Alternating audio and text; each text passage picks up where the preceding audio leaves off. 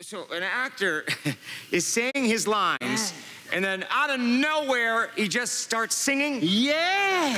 With song and dance and sweet romance, and with the musical, we might have half a chance.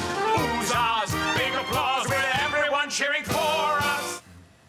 A Broadway musical comedy is as finely staged as any ballet, with every single beat accounted for, as can be seen in one of Broadway's newest hit shows, Something Rotten, which is nominated for 10 Tonys. And joining us today is the show's leading man, Brian Darcy James. Welcome, Brian, and congratulations on your third Tony nomination. Thank you. Do you remember where you were when you heard about this latest nomination? Oh, yeah. I got up and I turned on the TV and I said, I hope we're in there. And thankfully, we were represented 10 times, and I was lucky enough to get the nod. So, along with my co-stars Brad Oscar and Christian Borle, who are phenomenal actors, and it's very exciting. And you are just tremendous in the show. I had the pleasure of seeing you last night. I just don't know how you do it, though. This is a full-out 2.5 hours. You're in almost every scene, singing and dancing.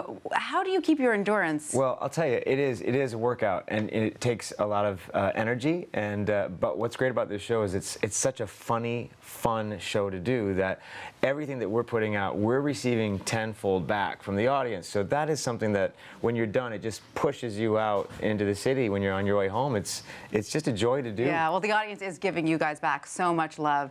Tell us a little bit about the show. It's so creative, so interesting. It's sort of a love poem to the musical. That's exactly right. A sonnet, if you will, yes, to exactly. the musical. Yeah. Although my character wouldn't want to use that word. Yeah. And I'll explain. It's set in 1595, Renaissance England. I play a playwright named Nick Bottom, who, along with my brother, are trying to get out beneath the shadow of the great William Shakespeare, who I believe is a hack. And so he's a contemporary of mine, but he's stealing all of the glory. And so in an effort to kind of one-up him, I go to a soothsayer, and he tells me a fuzzy vision of the future, which is that the theater is going to be filled with these things called musicals. And so I attempt to write the very first musical. I do succeed to a certain extent, but my abilities are limited just because I don't know what a musical is. The musical Omelette, which we get the pleasure of seeing. And what's so fun about the show is it's filled with so many references to other famous Broadway shows. It's true. Has there been sort of an obsession over spotting all the references? Well, I'll tell you what's happening is that people are coming back. We're getting a lot of repeat viewers, which is so great. Obviously, it's great for business, but it's really touching because I think there's so many things that happen, and people are literally laughing so hard that they miss a few things. And so I got a letter from a guy who said, "I've never done this before, but I saw the matinee today, and I wanted to see the show so much that I turned around and I bought a ticket for the show that night." Wow. So that we're lucky to have that kind of reaction. But yeah, there are a lot of references. You have to kind of keep your ears open. So great, and you are just so talented in every realm. Acting, comedy, which is not always the same as acting, because comedy takes a certain kind of timing. That's right. Dancing, singing. Did you develop all these skills at the same time?